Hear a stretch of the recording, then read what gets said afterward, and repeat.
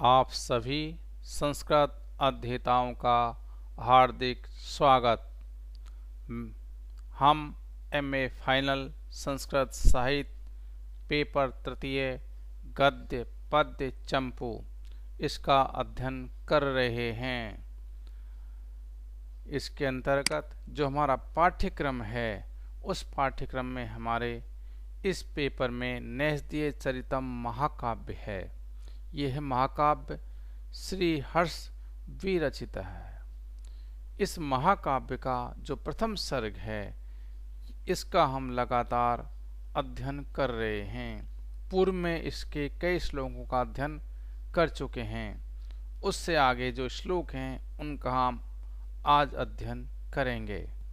तो देखिए श्लोक कि मृषा विषादभिनयादया क्वचि जुगोपनिश्वास्तति वियोगजाम विलिपनस्य अधिक चंद्रभागता विभावना चापललाय पांडुताम।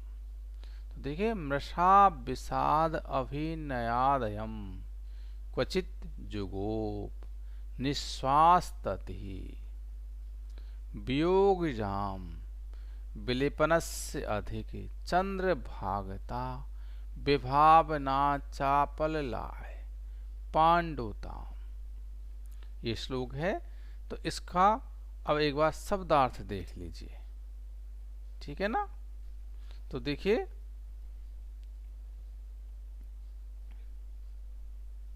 पहला है मृषा विषाद अभिनयाद अयम।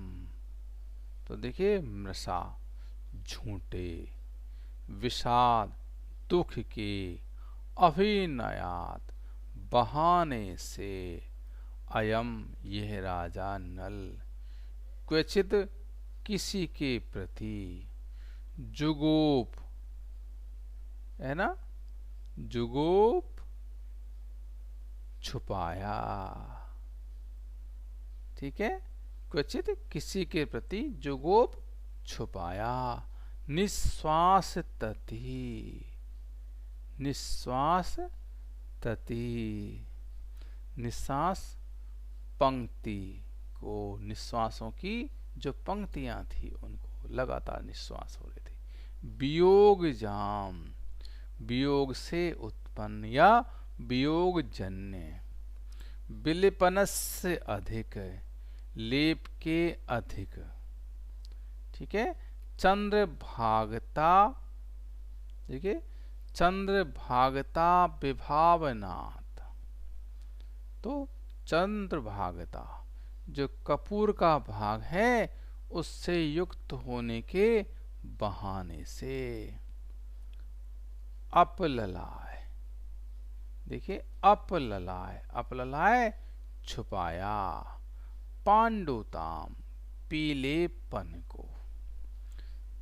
तो यहाँ पर जो महाकवि श्री हर्ष हैं वो राजा नल की दमयंती जन्य विरह व्यथा को सूचित कर रहे हैं कि जो राजा नल की विरह व्यथा किस प्रकार की है। तो देखिए अन्वय एक बार इसका कि अयम वियोग जाम निश्वासतति क्वचित मृषा विषाद अभिनयात जुगोप पांडुताम च विलिपनस्य अधिक चंद्रभागता विभावनात् अपललाय। तो देखिए राजा नल ने वियोग से उत्पन्न निश्वास पंक्ति को किसी के प्रति झूठे दुख के बहाने से छुपाया और शारीरिक पीलेपन को लेप के अधिक कर्पूर मिश्रित होने के बहाने से छुपाया, ठीक है। मतलब महाकवि कहना चाह रहे हैं कि नल को दमयंती के विरह से जो दुख होता था वह निश्वास परंपरा द्वारा सूचित होता था, लेकिन राजा नल को अन्य किसी का ही दुख है, ऐसे बहाने से अपने दमयंती जन दुख को छुपाते थे तथा दमयंती के विरह में उनका जो शरीर पीला पड़ता जा रहा था, उस विकार को वह लेप में कर्पूर भार अधिक मिश्रित कर दिया गया है, यह कहकर छुपाते थे। ठीक है ना, इस तरह से है इसका अर्थ। तो देख लीजिए, भले एक बार और देख लीजिए कि उस राजा नल ने कभी झूठे खेद प्रकाशन का अभिनय करके किसी और विषय पर खेद प्रकट करने के बहाने से वियोग के कारण संजात लंबी सांसों को छिपाया, और लेप जो अंग राग होता था उसमें कपूर की अधिकता को कारण बताकर वियोग जनित पांडुता को छुपाया। यहाँ पर राजा की लज्जाशीलता और विरह दशा का वर्णन, पांडुता को लेप से छुपाना आदि का यहाँ पर वर्णन है। ठीक है ना, तो अब आपको ये स्पष्ट हो गया होगा। अब अगला श्लोक देखिए कि ससाक निहोतुम महेन तत्प्रियाम अयम बभासे यद लीक वीक्षिताम समाज एव आलपितासु वैणिकैर्मुमूर्छो यत् पंचम अमूर्छनासु च। तो देखिए, ससाक निहुंतुम मयेन तत्प्रियाम अयम बभासे यद लीक वीक्षिताम समाज एव आलपितासु वैणिकैर मुमूर्छ यत पंचम अमूर्छनासु च। तो देख लीजिए इसका एक बार शब्दार्थ देखिए यहाँ पर, ससाक समर्थ हुआ, समर्थ हो सका, निहोन्तु महेन, निहोन्तु महेम, तो देखिए निहोन्तुम छुपाने में, अयेन, अयेन यह इस राजा नल ने, तत् प्रियाम, तत् उस, प्रियाम प्रिया को, उस दमयंती को, अयम यह, बभासे कहा, यद अलेख वीक्षिताम, यद जो की, अलेख वीक्षिताम झूठा दृष्ट, यानी मिथ्या दृष्ट, झूठा देखा हुआ, समाज एव, समाज एव समाज में ही, ठीक है, आलपितासु, आलपितासु आलापने पर, वैणिकई,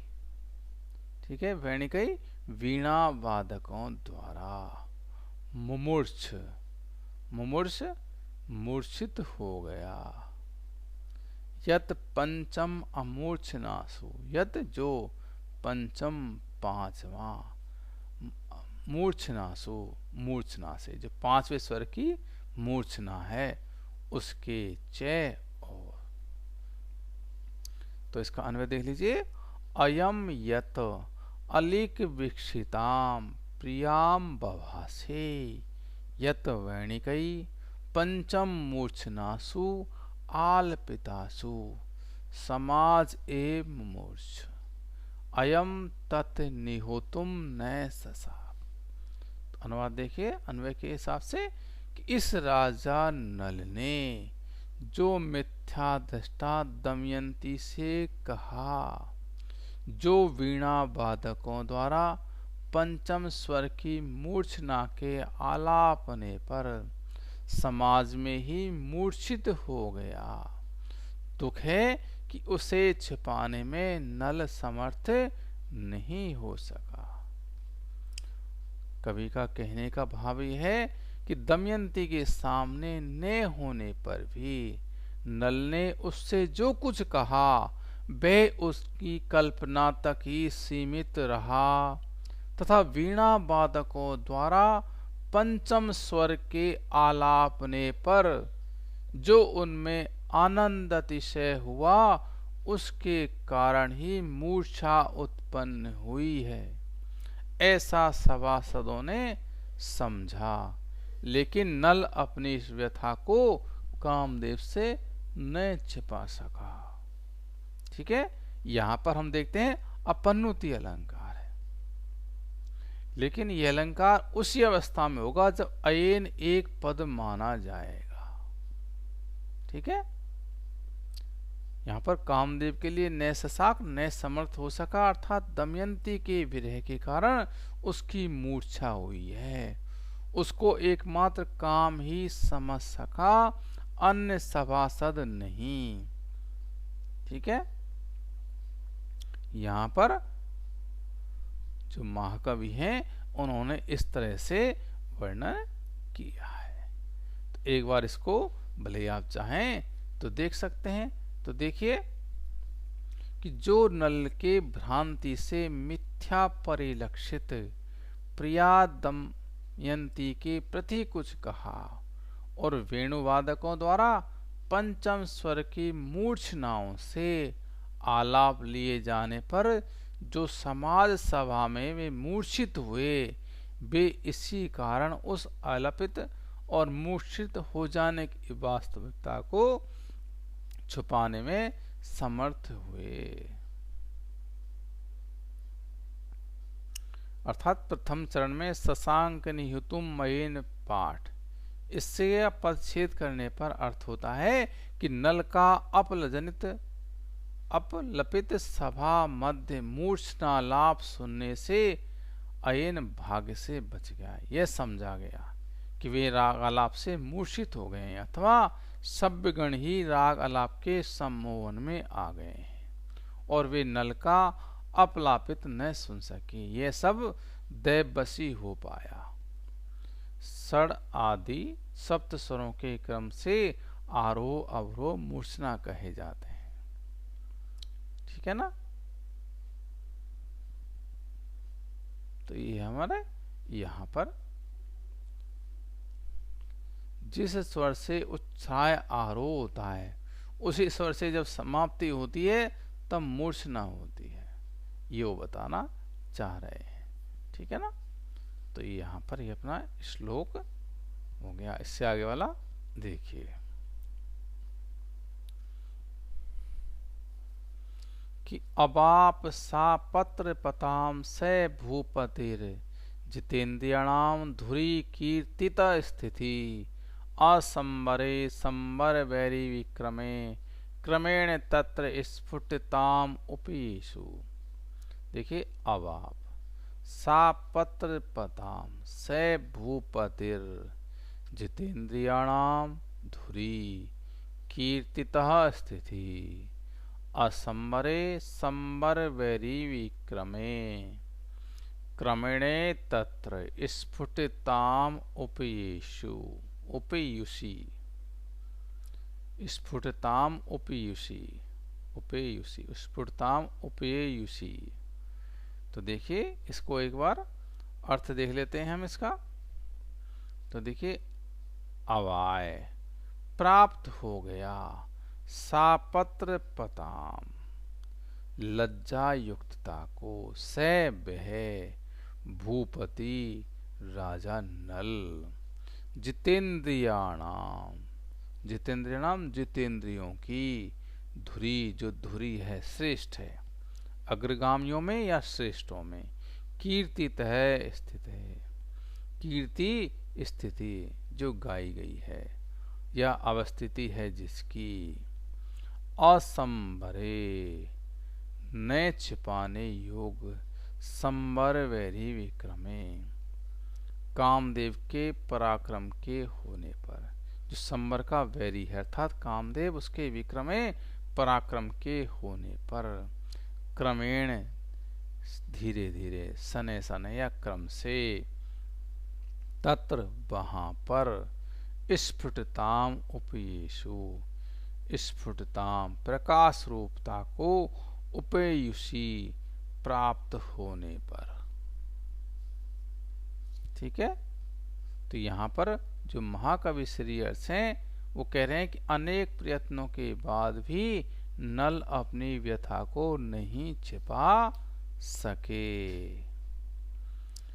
तो इसका एक बार अन्वय देख लीजिए आप भले कि जितेंद्रियाणाम धुरी कीर्तितः स्थिति से भूपति असंभरे संबर बेरी विक्रमे क्रमेण तत्र स्फुटताम उपेयुषी सा पत्रपताम अवाय।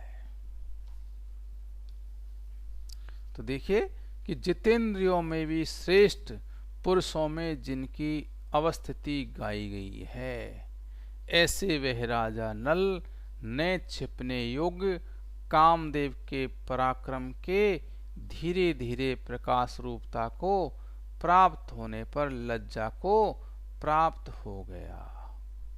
अर्थात महाकवि श्रीहर्ष कह रहे हैं कि राजा नल गोपनीय कामजन्य पांडुता आदि विकारों के सभा में प्रकट हो जाने से लज्जित हो गए। यहाँ पर जो एक ये पौराणिक कथा का प्रसंग आया है कि यहाँ पर संबर नाम का एक दैत्य है, उसका कामदेव के साथ युद्ध हुआ, उसने काम को पराजित करने के उद्देश्य से चढ़ाई की थी, तब से इनका वैर चला आता है।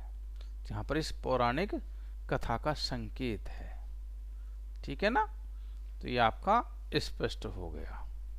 एक बार और देख लीजिए भले इसको कि जितेंद्रियों में अग्रगण्य जिनका कथन सर्वप्रथम होता है, वे भूपति सभा के बीच असंभरणीय यानी रोका जा सकने वाला, सम्रासुर के शत्रु काम का विक्रम जो विकार है क्रम से प्रकट हो जाने से लज्जा युक्त हो गया। ठीक है ना, ऐसा यहाँ पर यह है, आप इसको देख सकते हैं। अब अगला श्लोक देखिए कि अलम नलिम रोद्धुम ममी किला भवन गुणा विवेक प्रभा चे चापलम स्मरे सैरत्याम अनुर्धम एव यत् सृजति अयम सर्ग निसर्ग ईदृशः। तो अलम नलम रोद्धुम अमिम किला भवन, ठीक है ना। गुणा विवेक प्रभा चे चापलम स्मरह से रत्याम निरुद्धम एव यत् सृजति अयम सर्ग निसर्ग ईदृश है। तो देख लीजिए शब्दार्थ से एक बार पहले कि अलम समर्थ, नलम जो राजा नल है, नल के, रोद्धुम अमिम, रोद्धुम रोकने में, अमिम इसको, अमी ये, किला अय भवन, किला निश्चित रूप से अय भवन हुए, है ना, अभवन हुए। गुणहा जो गुण हैं, ठीक है, विवेक प्रभा, विवेक प्रभवा, विवेक से उत्पन्न, गुणा जो गुण समूह है, कैसे, विवेक प्रभवा, विवेक से उत्पन्न, चे चापलम, और चापलम जो चापल है उसको, स्मर है, स्मर है जो कामदेव है, ठीक है ना, सैव है रत्याम, रति काल में या काम पत्नी रति में, अनिरुद्धम एव, बेक्स या अनिरुद्ध नामक पुत्र को, अनिरुद्धम तो बेबस या अनिरुद्ध नामक पुत्र को, यत जो कि सृजति करता है या सृष्टि करता है, सर्ग निसर्ग जो सृष्टि का नियम है, ठीक है, ईदृश है इस प्रकार का। तो यहां पर एक बार अन्वय देख लीजिए कि अमी विवेक प्रभवा गुणा नलम चापलम रोद्धुम अलम न अभवन किल अयम ईदृश है सर्ग निसर्ग यत सह स्मर है रत्याम अनिरुद्धम सृजति एव। अब इसका अनुवाद देख लीजिए, ये जो विवेक आदि गुण समूह नल के चापल्य को रोकने में समर्थ नहीं हो सके, यह इस प्रकार का सृष्टि का नियम है कि वह कामदेव रति काल में प्राणी को विवश करता है। यह रति काल में अनिरुद्ध नामक पुत्र को उत्पन्न करता है। यहाँ पर जो महाकवि हैं वो कह रहे हैं कि नल के विवेक आदि गुण भी काम के प्रभाव से चंचल हो गए, अर्थात यौवन अवस्था के प्रभाव से विवेक युक्त भी कामदेव चंचलता का शिकार हो गया।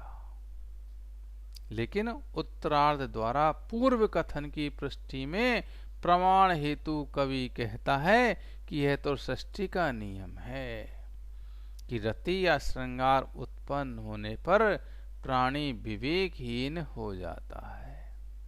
तो यहाँ पर हमारा अर्थांतरन्यास अलंकार भी हो गया, ठीक है ना। इसको अपन इस तरह से भी देख सकते हैं भाई। देखिए कि ये विवेक से समुद्भूत गुण नल की चपलता का अवरोध निवारण करने में समर्थ न हो पाए, ऐसी संसार की प्रकृति है। स्वभाव है कि काम अवस्था विशेष होने पर मनुष्य को प्रणय में स्वच्छंद बना ही देता है।